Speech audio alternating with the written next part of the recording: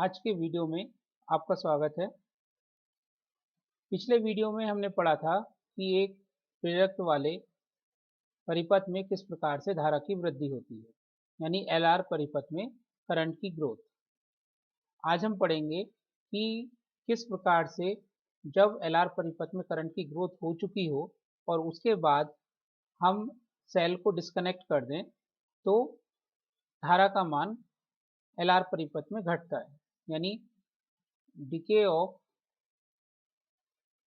Current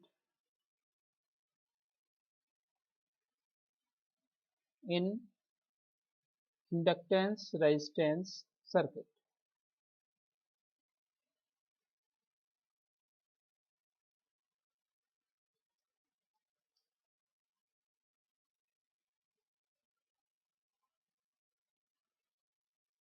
तो किस प्रकार से धारा का मान एलआर सर्किट में, इंडक्टेंस वाले सर्किट में रेजिस्टेंस के थ्रू डिक्रीज होगा वो हम देखेंगे, बशर्ते करंट की वैल्यू पहले जीरो से बढ़कर मैक्सिमम हो चुकी है।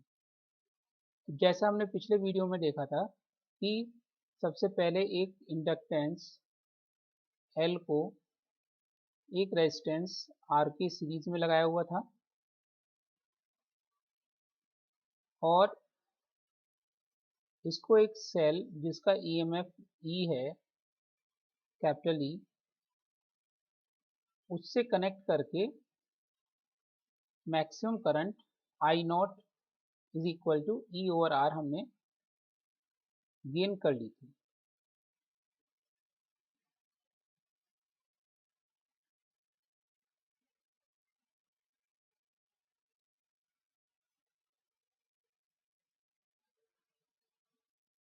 अब हम ए को कनेक्ट करेंगे सी से।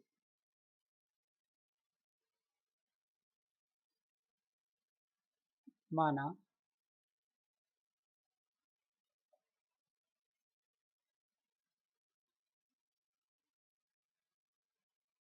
सेल कैपिटल ई के द्वारा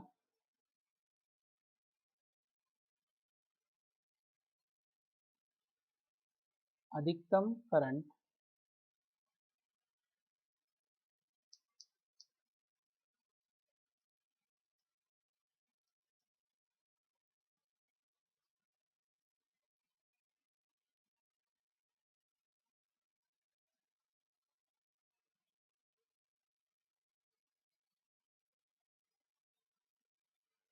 अधिकतम current I naught is equal to capital E by are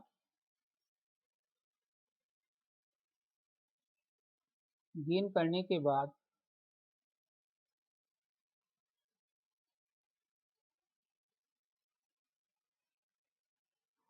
small ए को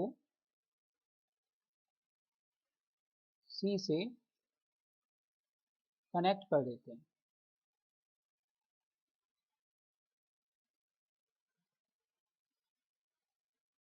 अब क्या होगा कि इस स्थिति में जो पहले सर्किट में करंट आई नॉट तक पहुंच चुकी थी,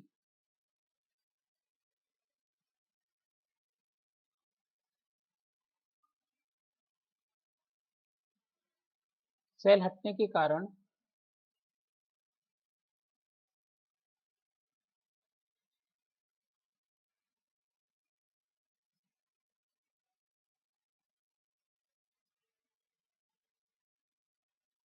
आई नॉट का मान घटना शुरू हो जाएगा।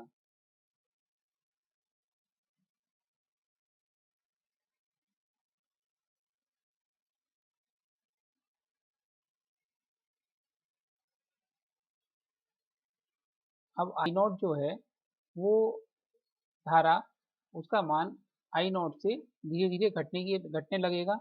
लेकिन हमने पढ़ा था कि शुरू में जब सेल लगा था तो इंडक्टेंस के अंदर मैग्नेटिक फील्ड एनर्जी के रूप में स्टोर हो गई थी एनर्जी, और जब करंट की वैल्यू घटेगी तो दोबारा से इंडक्टेंस के अंदर इंड्यूस्ड ईएमएफ प्रोड्यूस हो जाएगा जो कि करंट के घटने का विरोध करेगा।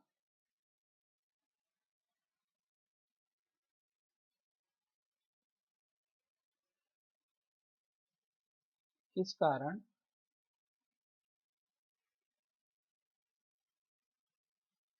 इंडक्टेंस के अंदर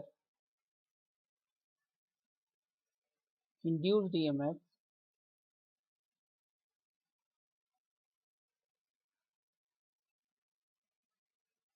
small e is equal to minus L D I over D T, धारा के घटने का विरोध करेगा।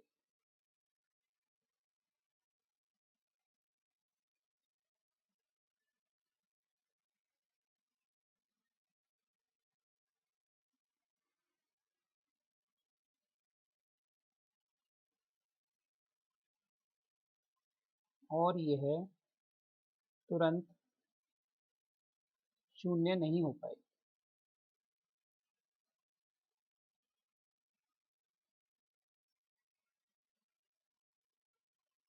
इसे समझते हैं कि अब करंट I का मान I नॉट से घटने लगेगा क्योंकि सेल सर्किट से हट गया है, लेकिन जो इसके इंडक्टेंस के अंदर एनर्जी स्टोर है U is equal to half L I naught square, वो अब करंट को अपनी एनर्जी दे देगी, जिससे करंट का मान उतनी तेजी से नहीं घटेगा जितना कि पहले घट रहा था। और इसके अंदर जो इंड्यूस्ड ईएमएफ प्रोड्यूस होगा वो इस तरीके से प्रोड्यूस होगा कि इस करंट को सपोर्ट करेगा, यानी करंट को घटने नहीं देगा। इसके अंदर जो इंड्यूस्ड ईएमएफ है स्मॉल ई, जिसकी वैल्यू होती है minus L D I over D T, ये करंट के घटने का अपोज करेगा।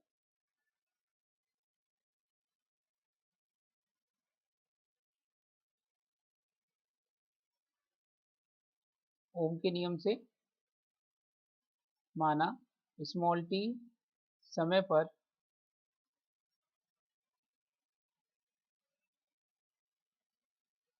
परिपथ में धारा स्मॉल आई है, अतः dt समय में परिवर्तन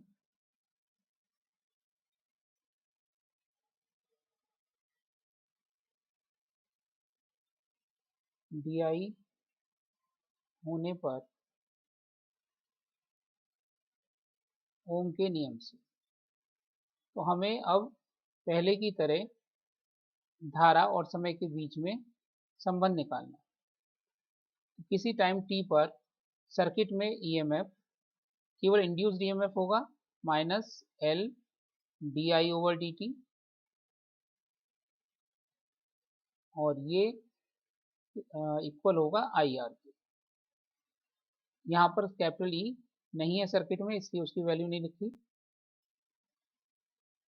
इसको थोड़ा सा हम ऐसे भी समझ सकते हैं कि इंड्यूस्ड ईएमएफ के कारण एल अब एक ऐसे सेल की तरह काम करेगा जो करंट को सपोर्ट कर रहा है।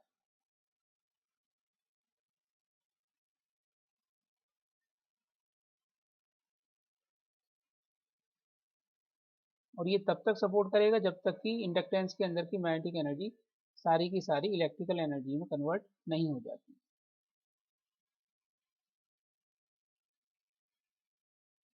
पहले की तरह आई वाली टर्म्स एक तरफ ले लेंगे और टाइम वाली टर्म्स एक तरफ ले लेंगे।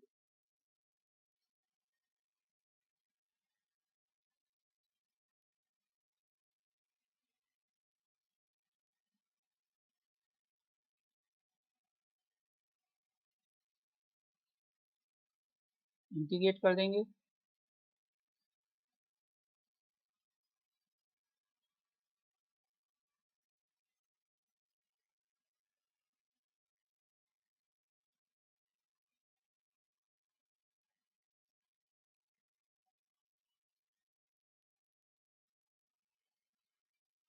जहां पर capital a integration constant,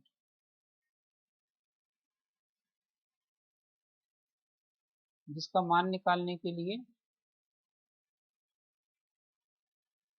boundary condition रखी जाएगी।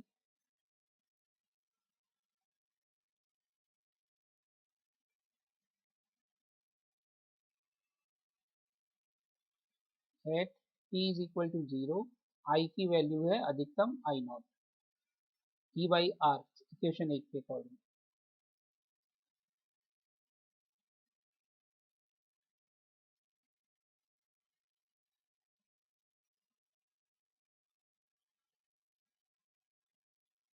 इससे हमें ए का मान मिल गया।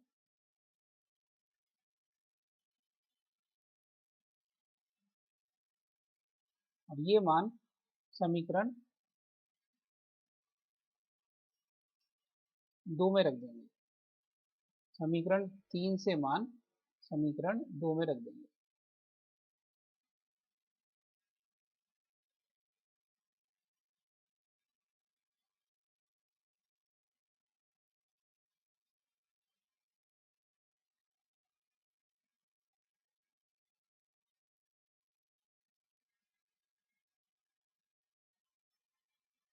इनको रीअरेंज करने पर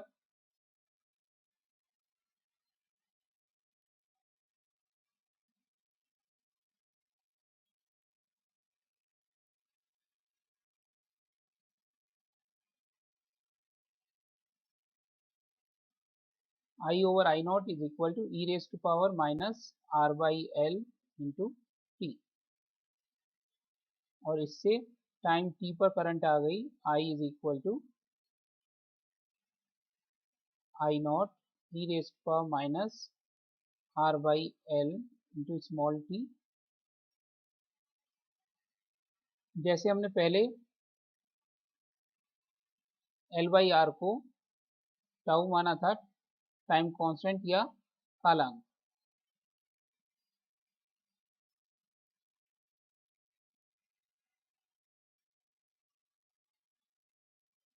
I is equal to I naught e raise to power minus small t by tau. ये फॉर्मूला आ गया करंट का टाइम के साथ वेरिएशन।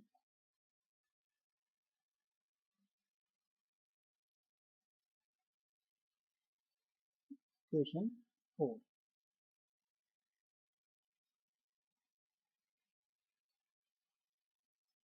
तो अगर हम ग्राफ प्लॉट करें करंट में और टाइम में,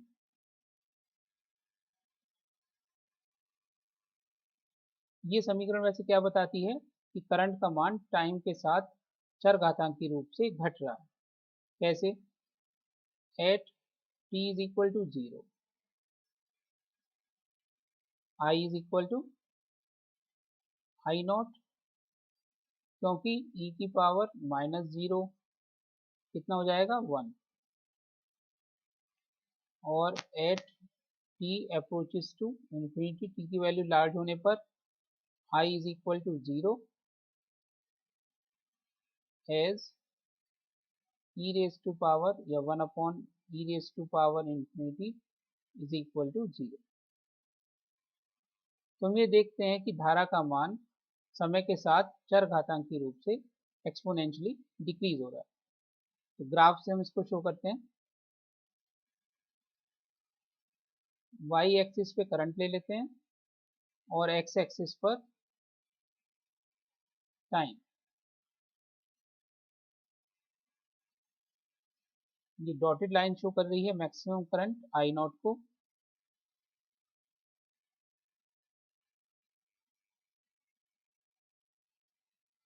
तो करंट का मान टी के साथ एक्सपोनेंशियली डिक्रीज होगा।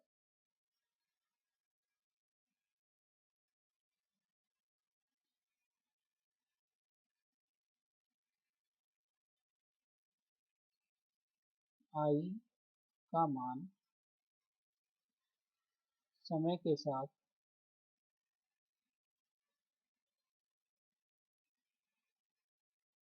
चरघातांकी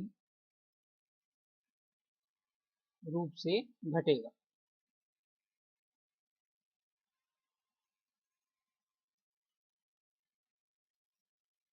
जैसा कि ग्राफ में या चित्र में दिखाया गया। तो value of current decreases with time exponentially as shown in figure. Rate of decrease in current, धारा के क्षय होने की दर,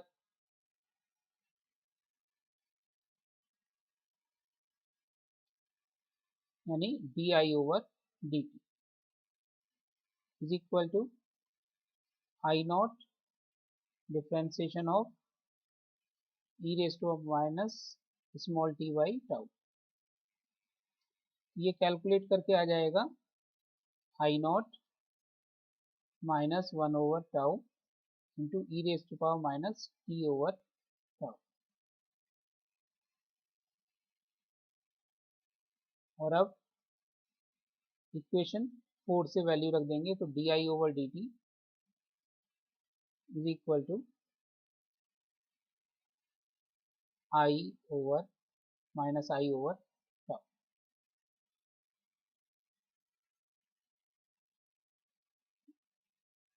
ये बताता है कि जो rate of decrease of current है d I over D t वो रेसिप्रोकल है कालांक टाउ के, टाइम कांस्टेंट टाउ के। अतः टाउ कम होने पर धारा तेजी से घटेगी।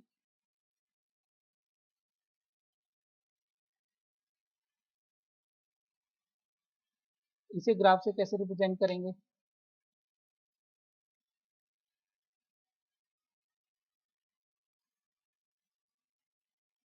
एक ही ग्राफ पर हम अलग अलग टाइम कांस्टेंट के लिए ग्राफ खींचते हैं एक ही जगह पर। ये मैक्सिमम करंट हो गई आई नॉट,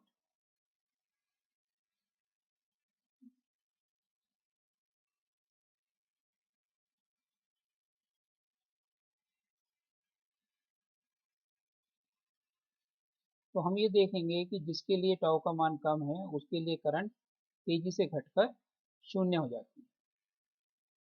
जिस प्रकार से कालांक के टाइम कांस्टेंट की डेफिनेशन दी गई थी growth of current in L R circuit, यहाँ पर हम डेफिनेशन देंगे कालांक की,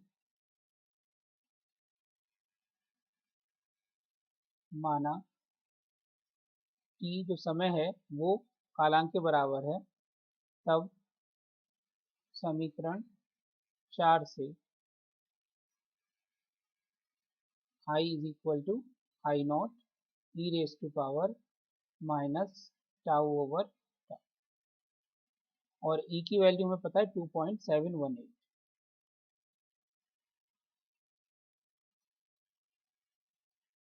ये कैलकुलेट करके आता है 0.368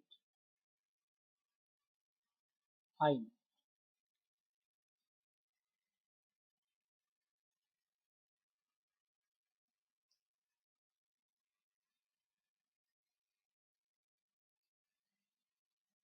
यानी कालांक वह समय है जिसमें धारा अपने अधिकतम मान से घटकर 36.8% हो जाती है, अर्थात वह समय जिसमें करंट अपने अधिकतम मान से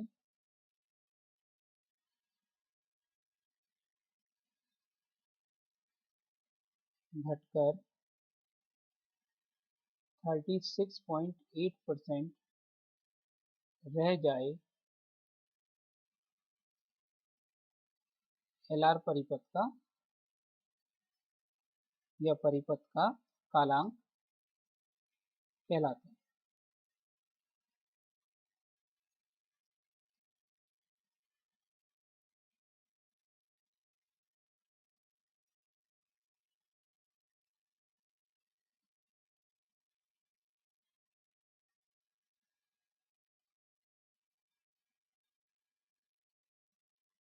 ग्राफ में देखिए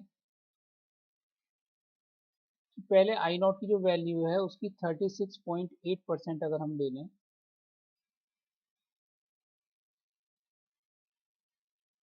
वहां से एक हॉरिजॉन्टल लाइन ड्रॉ कर दें,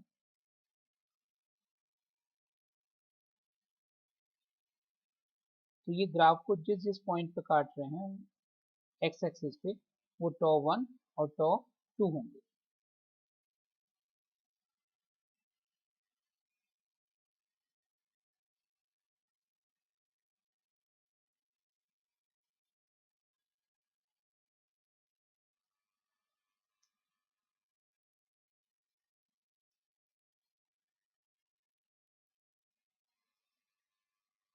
इस प्रकार से जब करंट डिक्रीज करती है तब हम टाइम कांस्टेंट की डेफिनेशन दे सकते हैं। तो टाइम कांस्टेंट की डेफिनेशन हमने दो तरीके से दी, जब करंट बढ़ रहा है और जब करंट घट रहा है।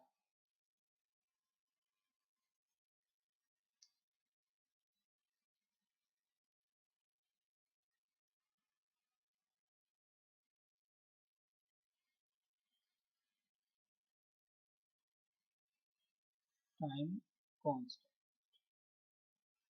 या कालांक, इसमें किस तरह का क्वेश्चन होता है कि ये टाइम कांस्टेंट क्यों कहलाता है, क्योंकि इसका मात्रक या यूनिट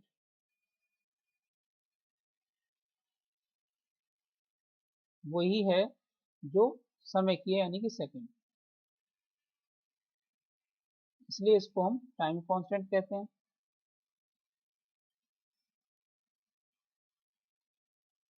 और ये किसी भी सर्किट के लिए कांस्टेंट रहता है, उस सर्किट के लिए कांस्टेंट होता है, दूसरे सर्किट में बदल जाता है।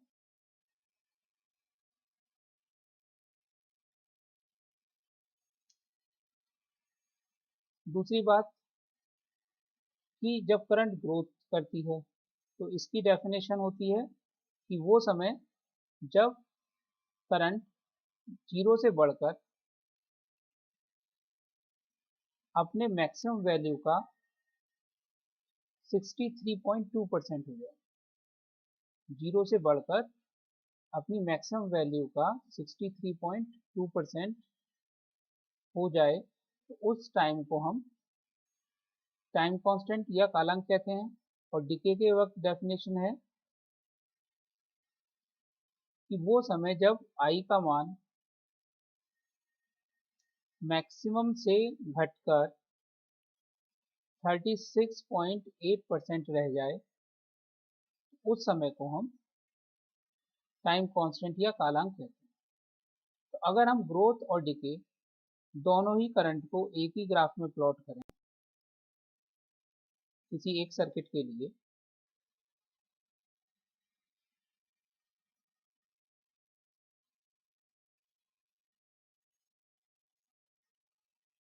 तो दोनों ग्राफ एक दूसरे के कॉम्प्लीमेंट्री आते हैं, यानी पूरक आते हैं।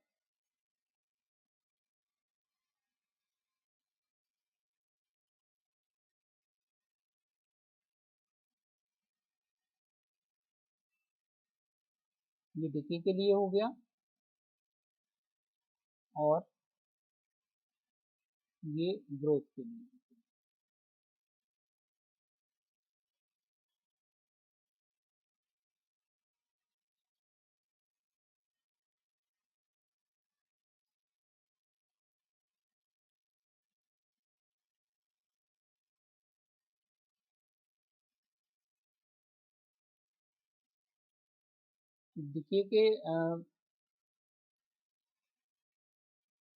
डिके के वक्त तो करंट मैक्सिमम वैल्यू का रह जाएगा,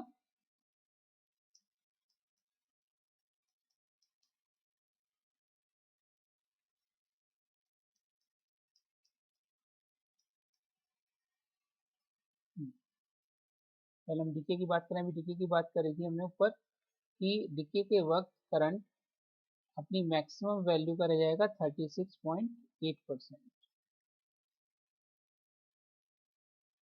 वो कहलाएगा इसका टाइम कांस्टेंट टाउ।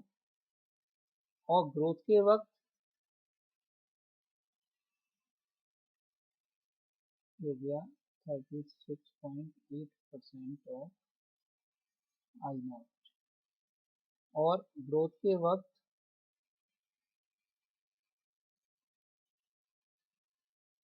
जीरो से बढ़कर मैक्सिमम वैल्यू का 63.2%।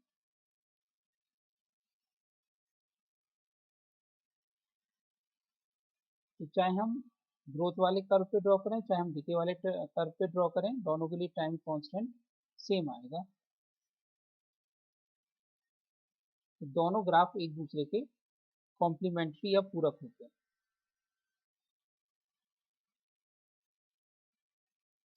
अब हम एलआर सर्किट पर कुछ क्वेश्चंस करेंगे।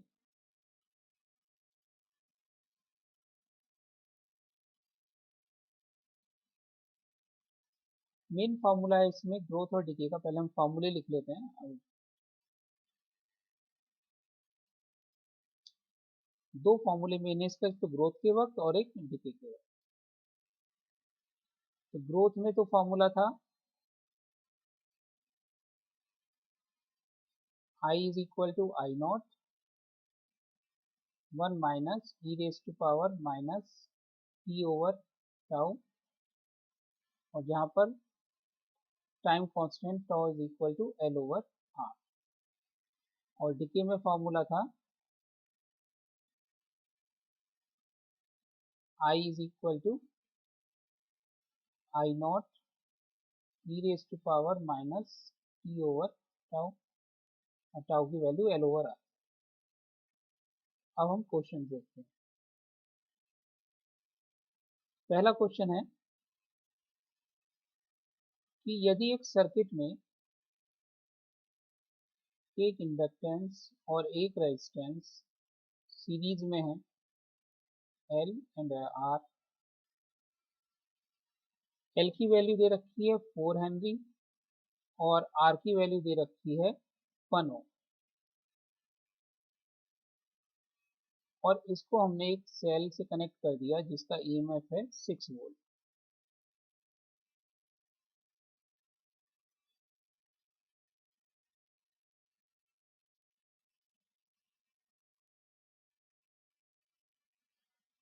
ये है सब चीजें एट स्टार्टिंग में, ये कंडीशन है।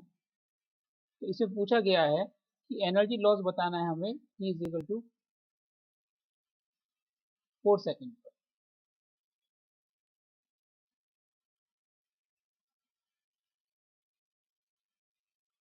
फाइंड एनर्जी लॉस या एनर्जी क्षय।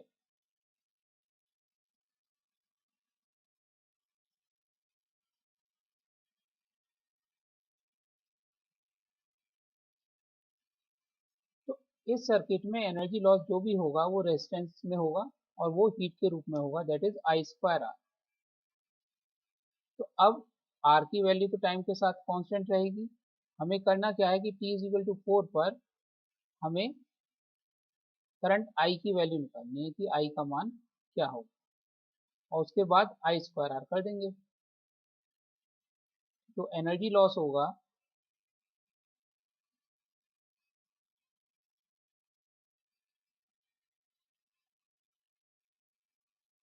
That is equal to I at 4 square R. ये हो, हमें पहले आई 4 की वैल्यू निकालनी है, बाकी समय एल आर और ई सब की वैल्यू दे रखी है। चलिए एनर्जी लॉस आई 4 का स्क्वायर आर निकालना। तो अब दी गई वैल्यू से पहले हम निकाल लेते हैं maximum current.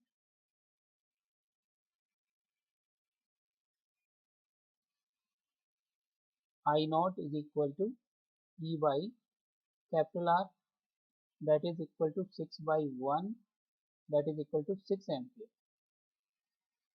Now from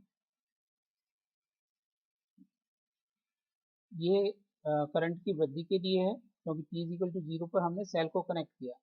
I is equal to I naught 1 minus e raise power minus small t by toe.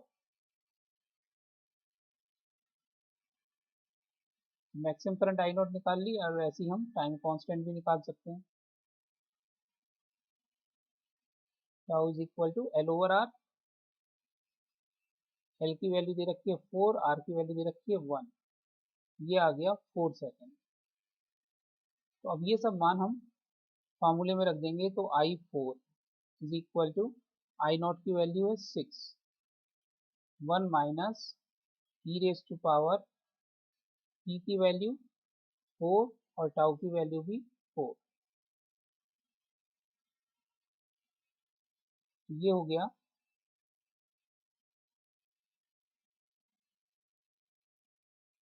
6, 1 minus 1 by E,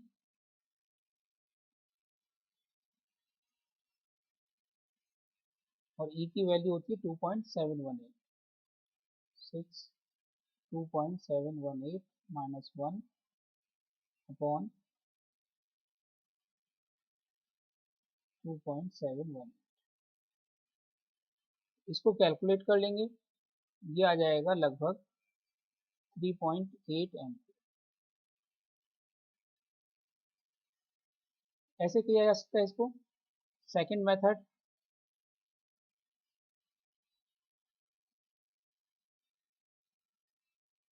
यहाँ हम देखते हैं कि जो टाइम है t is equal to 4 second is equal to tau, अतः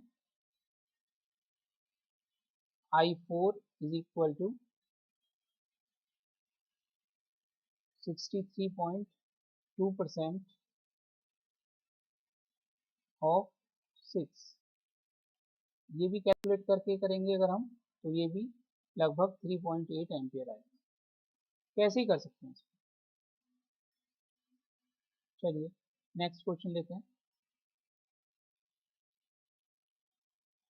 next question दे रखा है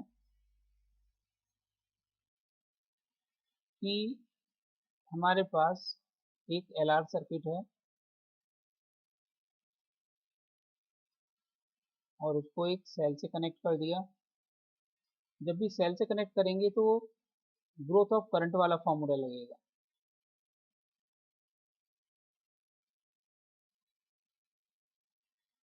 यहाँ पर ई की वैल्यू दे रखी है 2 वोल्ट और इंडक्टेंस एल की वैल्यू दे रखी है 10 हेनरी और रेजिस्टेंस की वैल्यू दे रखी है 5 ओम। तो पूछा है इसमें कि समय स्मॉल टी क्या होगा जब आई का मान 50% ऑफ आई नॉट हो जाए।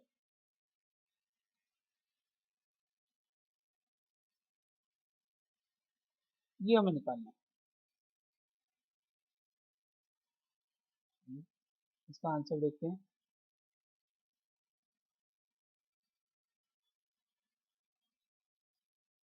तो हमें दे रखा है आई है 50% ऑफ आई नॉट, यानी हमें गिवन है I is equal to I naught by 2।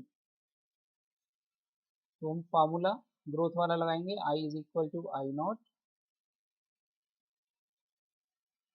1 minus e raise to power minus T over tau.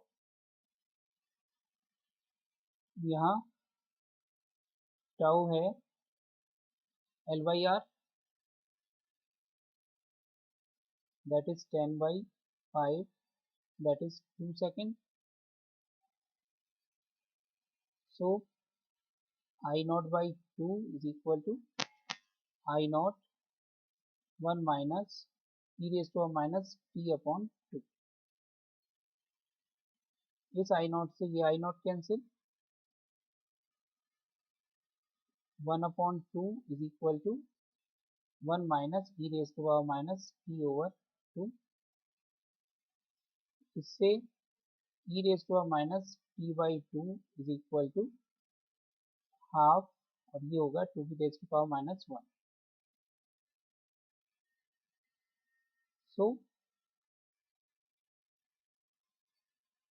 दोनों तरफ log to the base e ले लेंगे, पावर माइनस तो खत्म हो जाएगी, तो T by 2 is equal to L N 2, और एल एन 2 की वैल्यू होती है 0.63,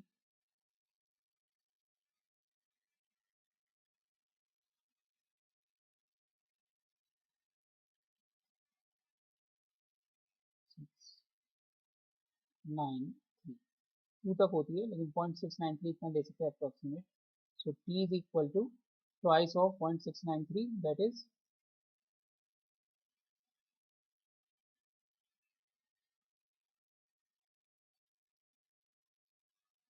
1.386 सेकेंड।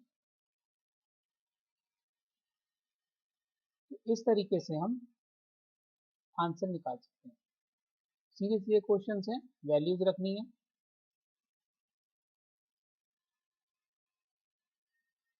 अगर कुछ कॉम्प्लिकेटेड आता है तो इस फॉर्म में आ सकता है कि हमें गिवन हो फार्मूले से, फार्मूले को थोड़ा सा रीअरेंज कर रहे हैं हम, by I is equal to I naught 1 minus e raise to power minus T over tau.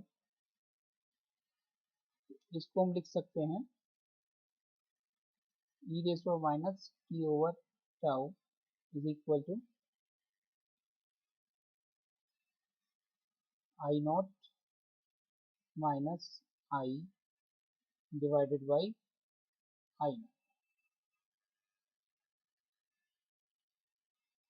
दोनों तरफ log to the base e ले लेंगे।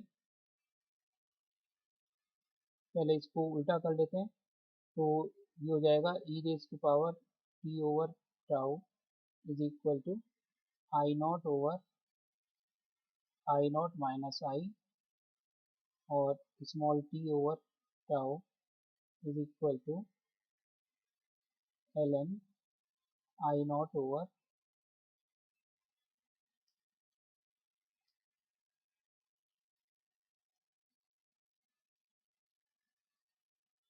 आई नॉट माइनस।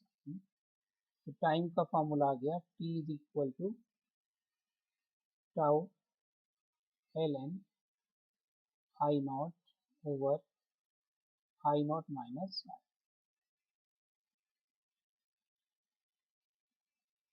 तो कभी कभी अगर क्वेश्चन कॉम्प्लिकेटेड है तो इस फॉर्म में फार्मूला रखा जा सकता है, नहीं तो सीधे सीधे आप फार्मूले में रखेंगे तो उससे भी कैलकुलेट हो जाएगा। आज के वीडियो के लिए इतना ही, अगले वीडियो में मुलाकात।